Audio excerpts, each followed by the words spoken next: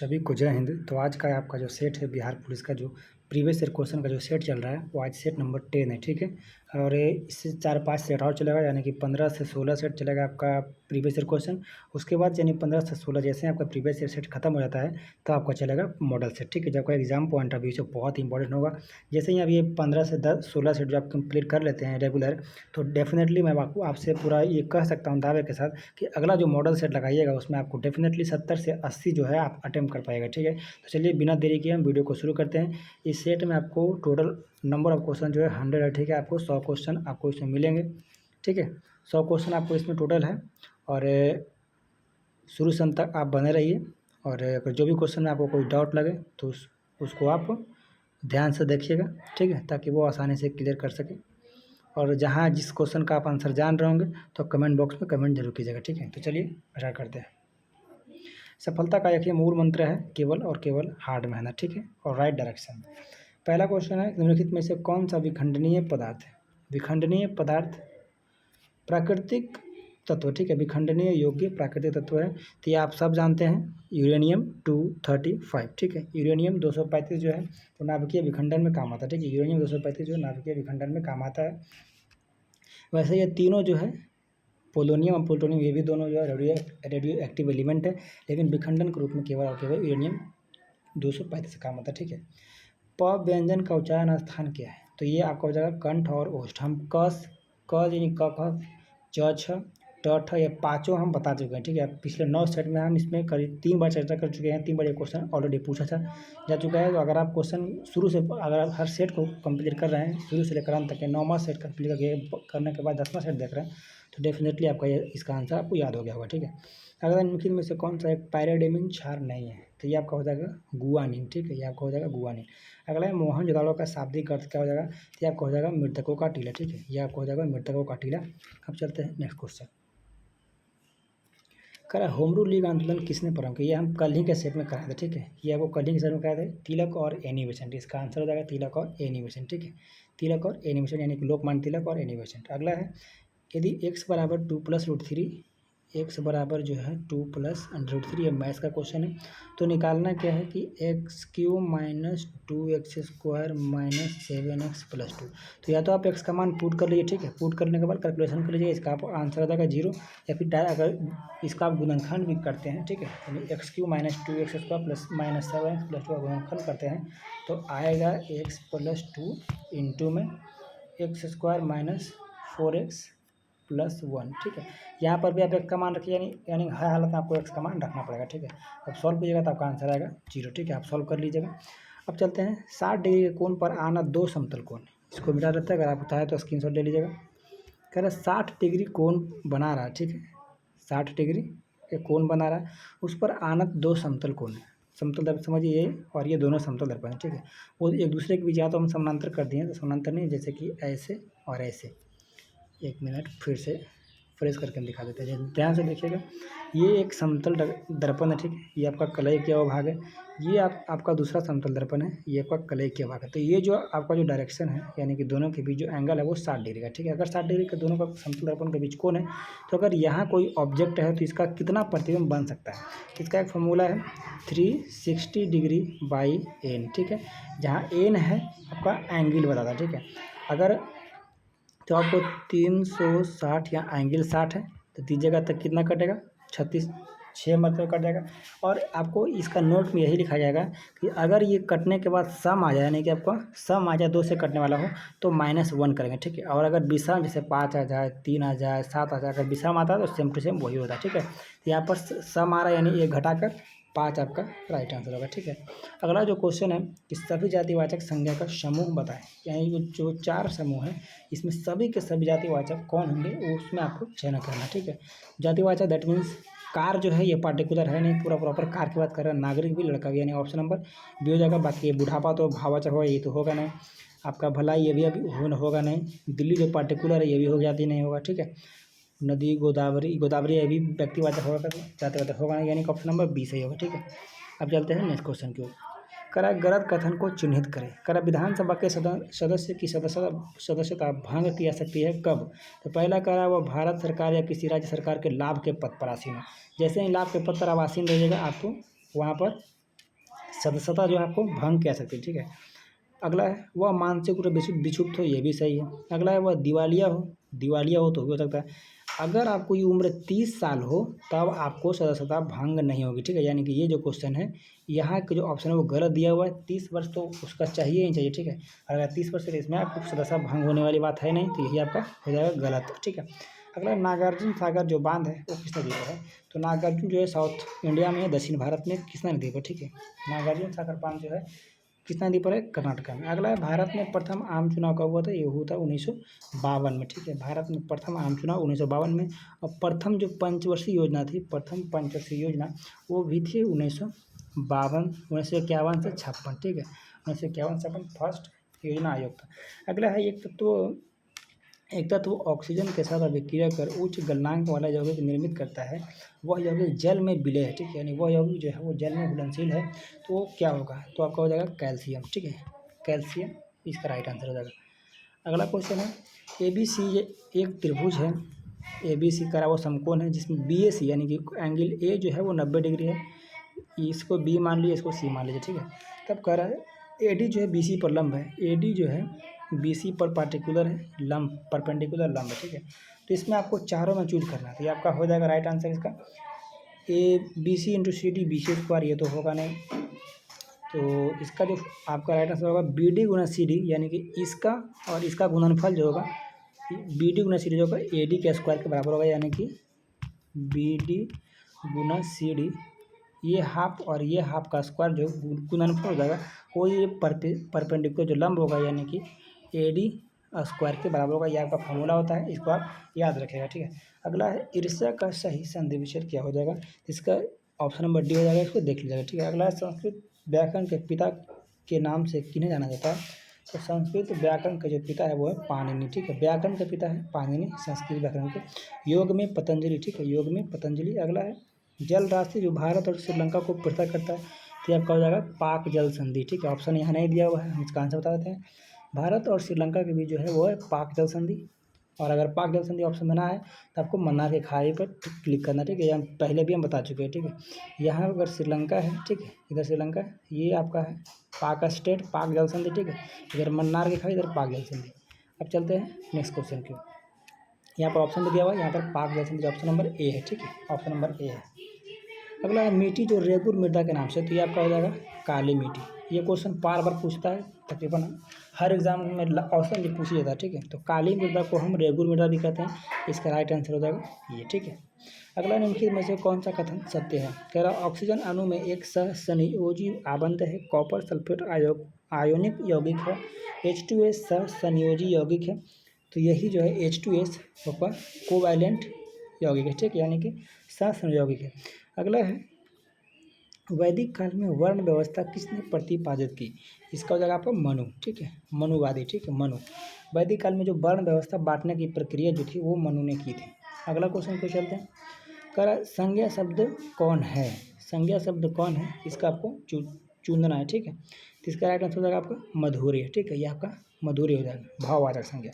अगला किस कारण से आकाश का रंग नीला दिखाई पड़ता है? तो किस कारण से आकाश का रंग नीला दिखाई पड़ता है? तो इसका राइट आंसर आपको हो जाएगा प्रकीर्णन, ठीक है। जब आपका एक जो सफ़ेद सूर्य का जो प्रकाश है वो किसी मतलब कण के प्रभाव में आकर कण से टकरा कर जो रिफ्लेक्शन होती है, प्रकीर्णन होती है, उसी से ये 7 रंगों में व्यक्त होती है आपका प्रकीर्णन, ठीक है, प्रकीर्णन हो जाएगा आपको।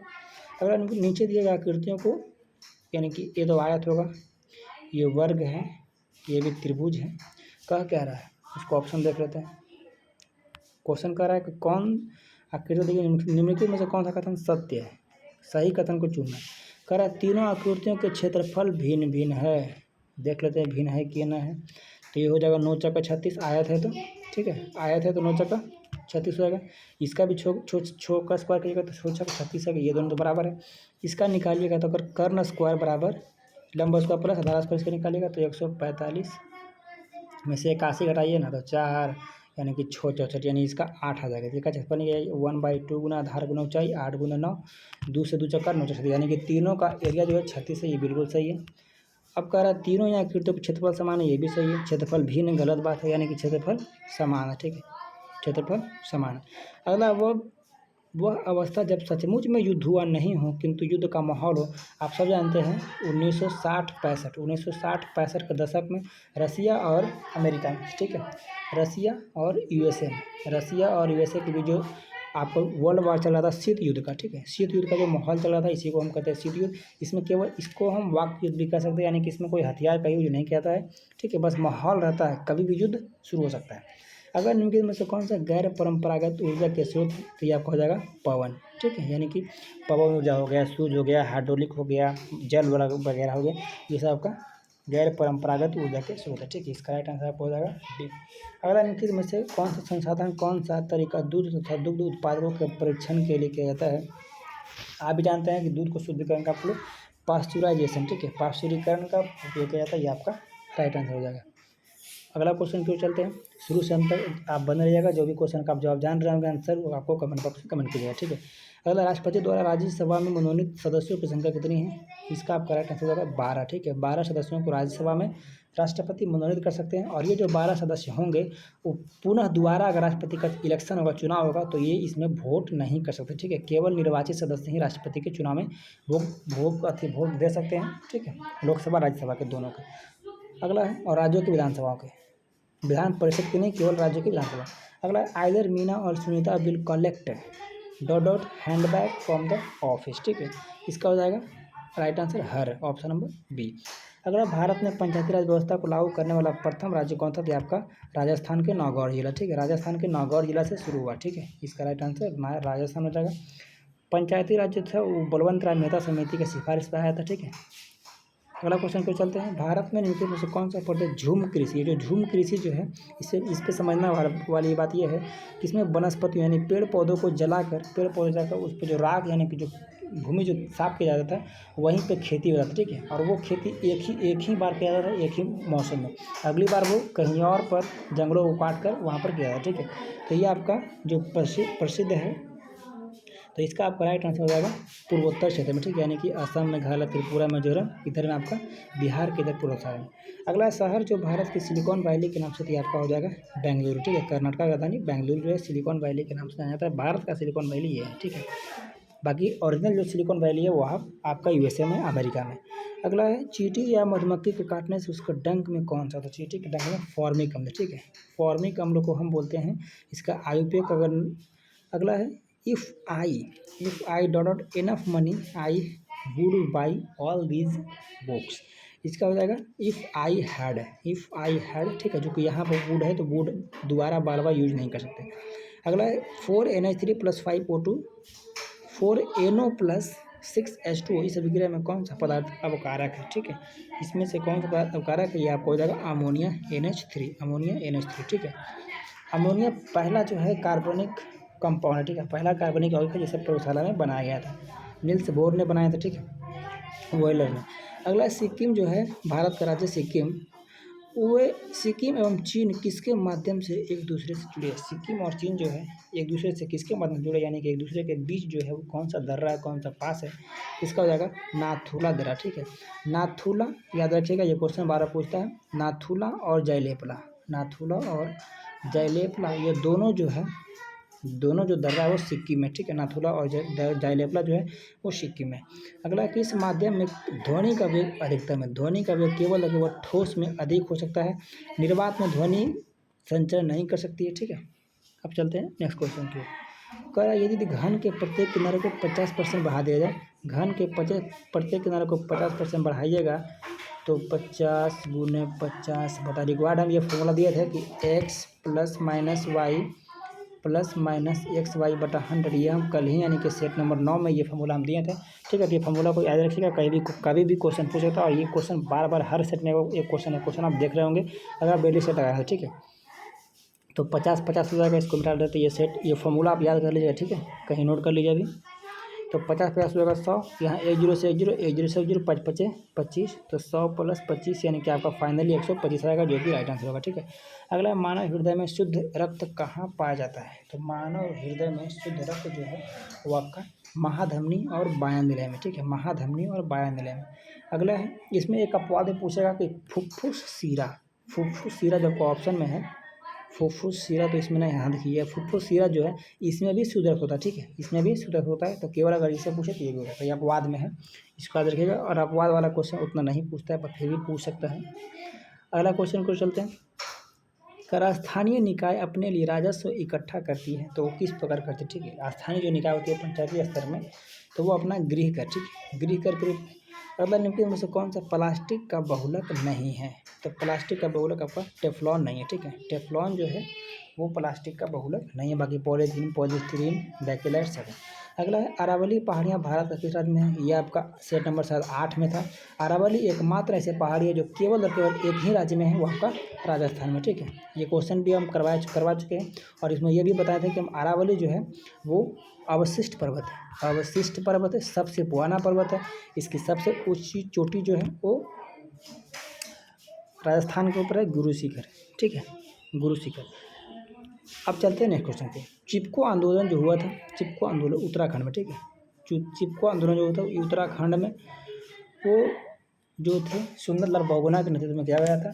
तो उसका आरंभ कहाँ से हुआ था, तो इसका आरंभ किया उत्तराखंड में, तो ये तो क्वेश्चन में आंसर है। अगला निम्नलिखित में से कौन सा जीवाणु द्वारा उत्पन्न एक सामान्य रोग है, जीवाणु द्वारा होने वाला एक सामान्य रोग है, ठीक है। डीप सिटी का कुटनी है, इसका फॉर्मूला है डीप सिटी का कुटनी है। इसका राइट आंसर हो जाएगा हैजा, ठीक है, इसका राइट आंसर हो जाएगा यानी है के लास्ट में हैजा, ठीक है, इसमें हो जाएगा हैजा। अगला है pick out the correct sentence, आपको करेक्ट सेंटेंस को चुनना है। इसमें हो जाएगा my book is here where is your, ठीक है, इसका हो जाएगा my book is here where is your. अगला है बैंक नोट प्रिंस कहाँ है, तो आपका हो जाएगा होशंगाबाद, ठीक है। बैंक नोट जो प्रेस है आपका भारत सरकार जो नोट को छापती है वो होशंगाबाद से। और अगर पूछे कि जो नोट की जो कागज़ लगता है, ठीक है, तो वो कागज़ कहाँ से आता है, तो मध्य प्रदेश के नेपानगर से, ठीक है, मध्य प्रदेश के नेपानगर से वो पैसे जो छपता है, ठीक है, उसका कागज़ लगता है, ठीक है। अब चलते हैं अगला क्वेश्चन पे। कह रहा है कपीस और सचिंद्र शब्दों की सही संधि विच्छेद क्या होगा, ठीक है। तो कपीस और सचिंद्र का सही संधि विच्छेद होगा कपी जोड़ ईस और सची जोड़ इंद्र, यानी ऑप्शन नंबर बी, ठीक है, कपी जोड़ ईस और सची जोड़ इंद्र।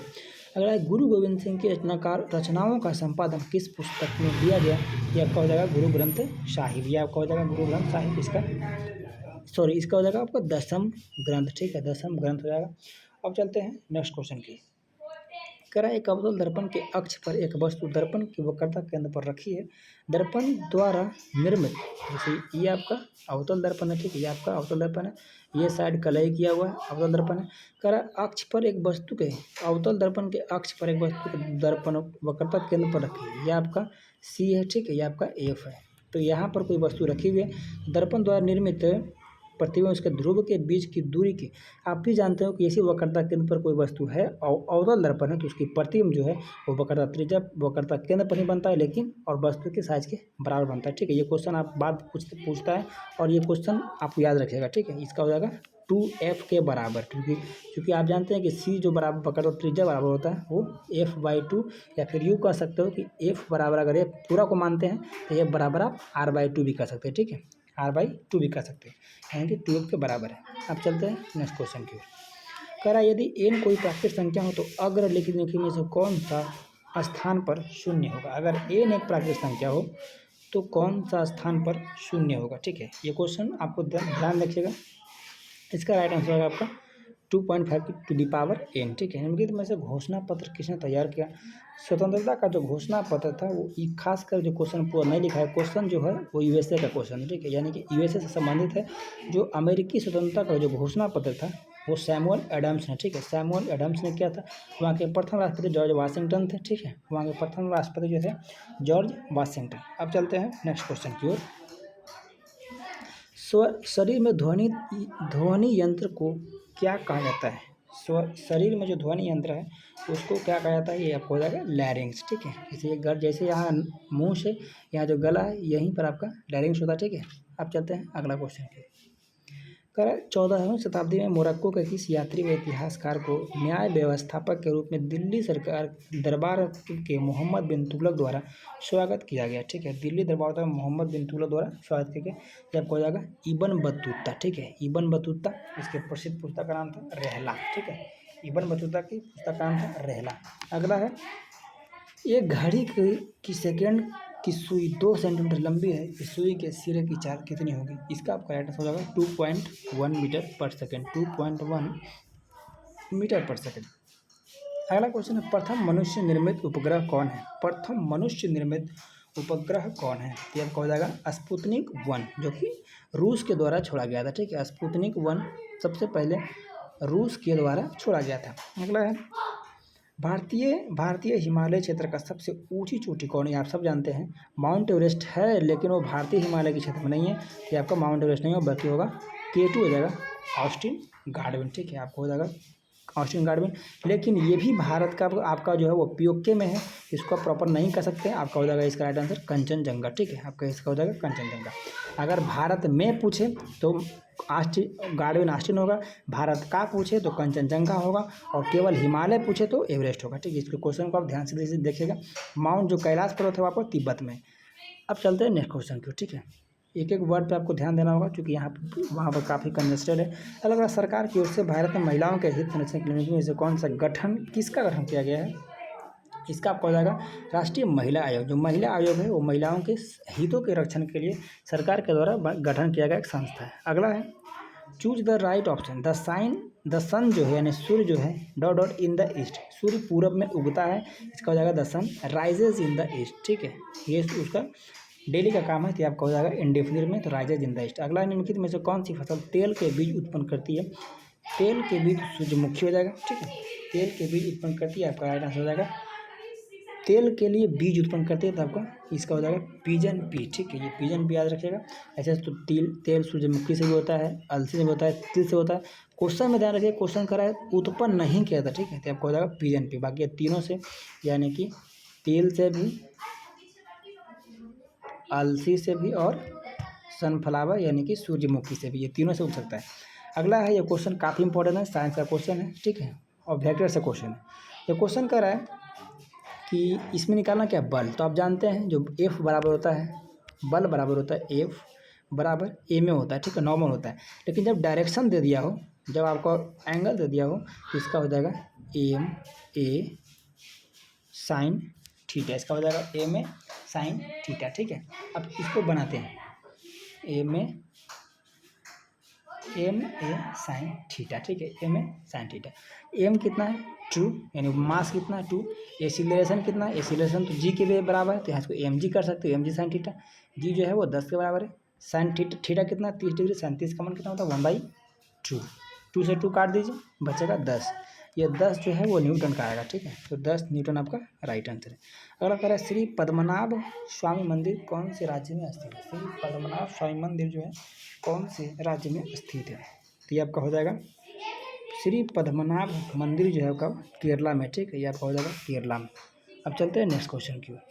क्या निम्नलिखित अधातु तत्वों में धात्विक चमक होती है? यानी कि कौन सा ऐसा अधातु तत्व है जिसमें धात्विक चमक होती है? तो आपको हो जाएगा आयोडीन। ठीक है, ये आपको हो जाएगा आयोडीन। ठीक है, अगला है, द फ्रेज कम एक्रॉस का मतलब क्या होता है? कम एक्रॉस का मतलब हो जाएगा to meet a friend by chance. ठीक है, to meet friend by chance. अगला है, गैस जो मौसमी परिवर्तन को प्रभावित नहीं करती है। कौन सी गैस है जो मौसमी परिवर्तन को प्रभावित नहीं करती है? तो आपका हो जाएगा CO2। ठीक है, कार्बन डाइऑक्साइड।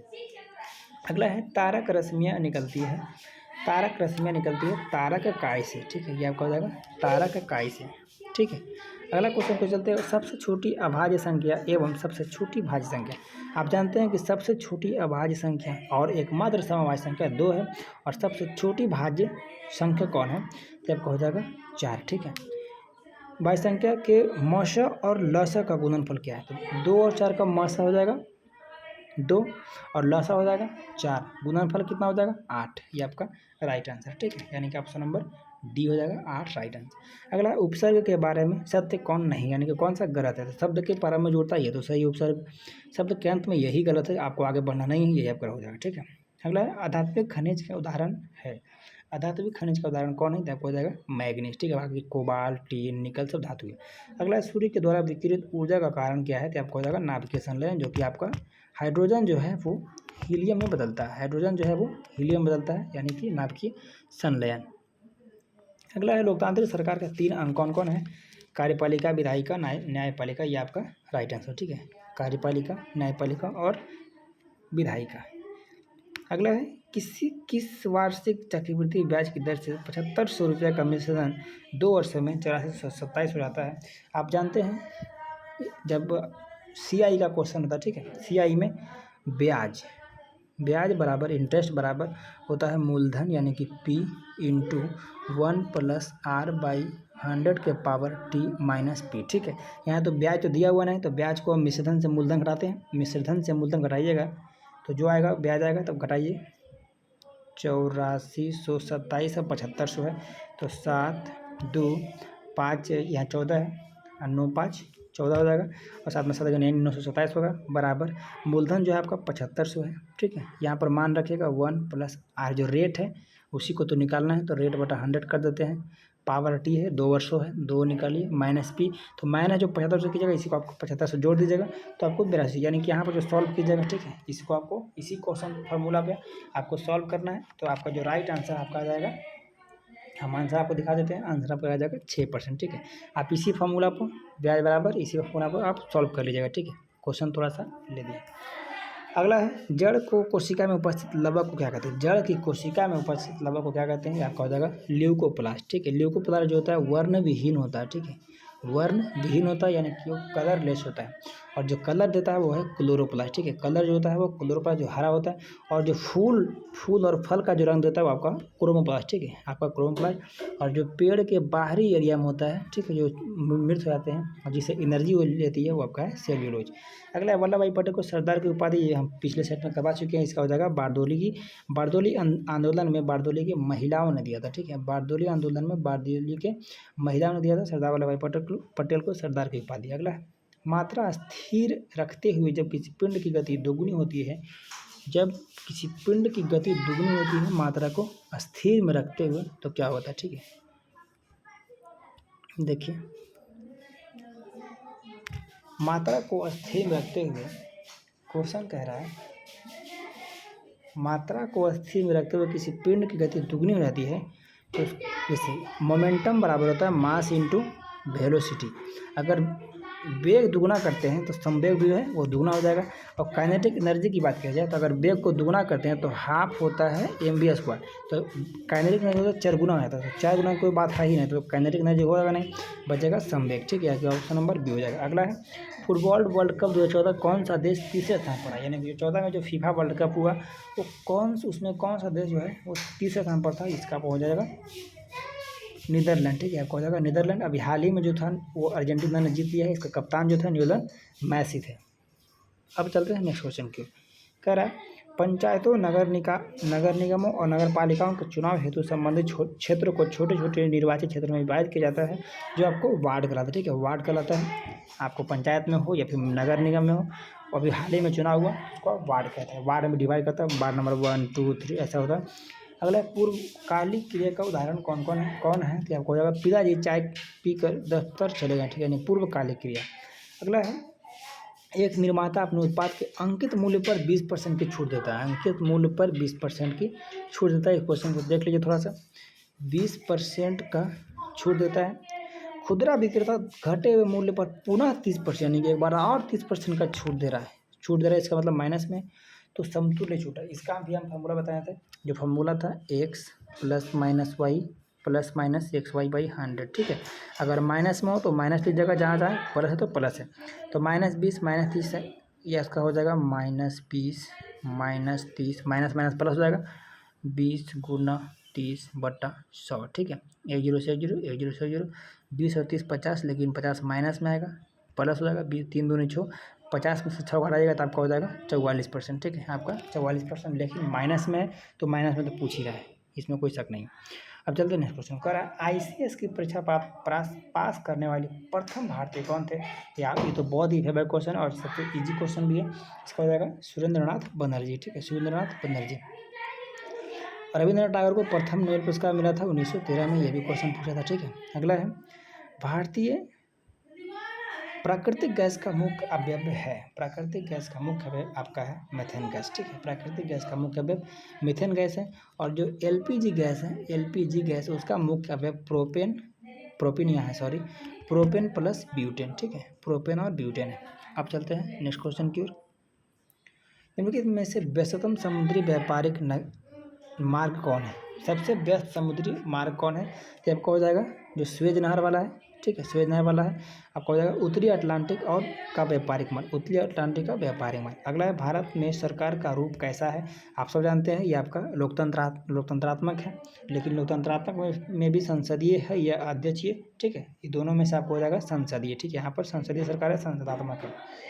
अगला है select the correct spelling from amongst of the given alternatives. इसमें सबसे सही को, यानी कि डायरिया जो है, डायरिया एक बीमारी है, इसको इंग्लिश में लिखा गया और सही सबसे क्या होगा? इसका हो जाएगा डायरहोइया, ठीक है, इंग्लिश में लिखा था डायरहोइया, यही आपका राइट होगा, ठीक है, इसको सबसे करेक्ट चूज करना है। नेक्स्ट क्वेश्चन है 1941 में द्वितीय विश्व युद्ध के दौरान किस घटनाओं के कारण जर्मनी और उसके साथ ही राष्ट्रों की हार हुई?